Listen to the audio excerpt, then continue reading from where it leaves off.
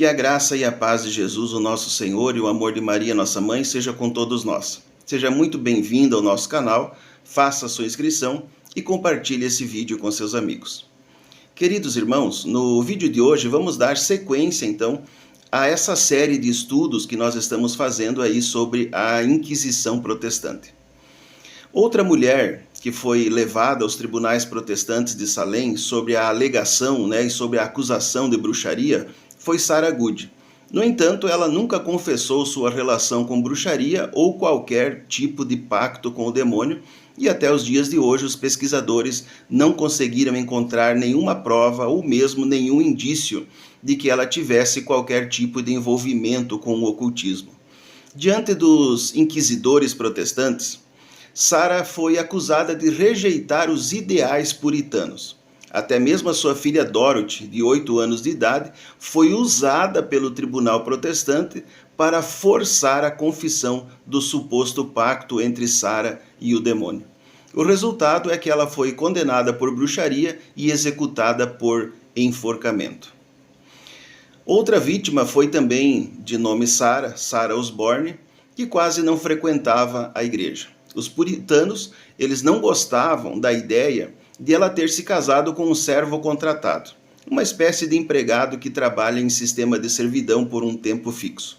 Já outra mulher chamada Tituba, que também tinha chegado em Salem pelas Índias Ocidentais, passou a ser hostilizada pela população local devido às suas diferenças étnicas. Foi acusada de contar histórias sobre encontros sexuais com o demônio para as meninas da cidade e logo foi parar no tribunal da Inquisição Protestante. Tanto Sarah Good quanto Sarah Osborne e Tituba foram presas por exibir traços habituais suspeitos de bruxaria. Depois de enfrentarem um longo julgamento que durou vários dias, foram então executadas, com exceção de Sarah Osborne, que morreu na prisão. Essa epidemia de terror, meus irmãos, chegou ao ponto de se tornar absolutamente qualquer pessoa suspeita de bruxaria.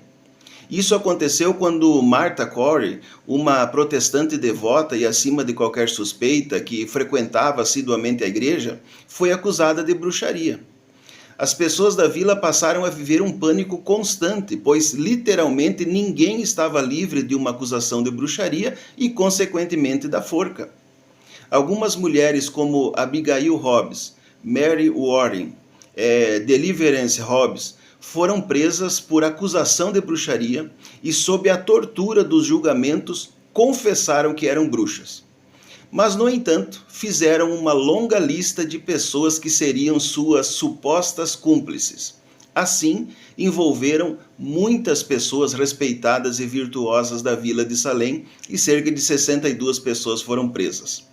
Isso causou um alvoroço na vila, forçando muitos outros magistrados protestantes e puritanos a se dirigirem para Salem a fim de auxiliar nos julgamentos. Até que o pastor Cotton Mather fosse consultado sobre essa balbúrdia, pois já não se sabia como conduzir tantas acusações. Em 31 de maio de 1692, o pastor Mather escreveu ao juiz John Richards, que era membro da sua igreja, e segundo Kenneth Silverman, que apenas a visão do espectro da pessoa acusada de bruxaria não seria mais suficiente, já que o demônio estaria se utilizando do espectro de pessoas virtuosas da vila, mas que deveriam então os juízes serem movidos por Deus no julgamento e nas execuções. Bridget Bishop também foi outra das mulheres levadas ao tribunal protestante de Salem. As acusações de bruxaria que pesavam sobre ela diziam respeito ao seu estilo de vida. Segundo seus acusadores, ela usava roupas estranhas e pretas, o que era contrário ao código puritano protestante da vila. Antes mesmo do seu julgamento, ela foi questionada sobre o casaco que estava usando, pois era desajeitadamente cortado ou rasgado de duas maneiras, segundo os arquivos dos julgamentos das bruxas de Salem. A partir disso, os magistrados do Tribunal da Inquisição Protestante constataram que Bridget Bishop era, sem sombra de dúvidas, uma bruxa. Ela foi julgada e condenada no mesmo dia e no dia 10 de junho de 1692 foi executada por enforcamento.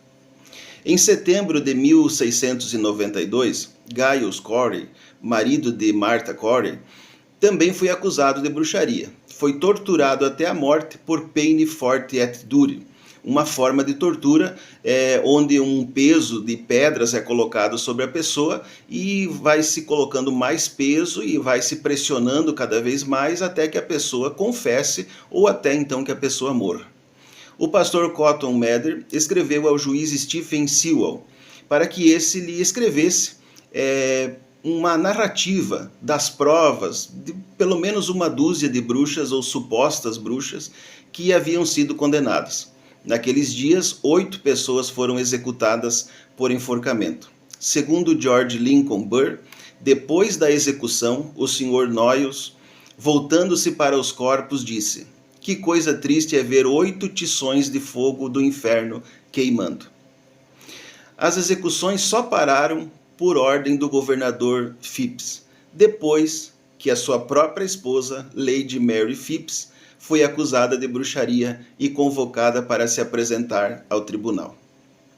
Queridos irmãos, como nós podemos ver aqui nesse relato, nesse breve relato, muitos protestantes precisam rever a sua própria história, precisam rever as atitudes que foram tomadas lá no decurso da história, onde o protestantismo foi espalhado pela Europa, onde o protestantismo foi espalhado pelas novas terras, para que eles possam conhecer e saber que houve sim uma Inquisição protestante e que essa Inquisição levou milhares de pessoas à morte.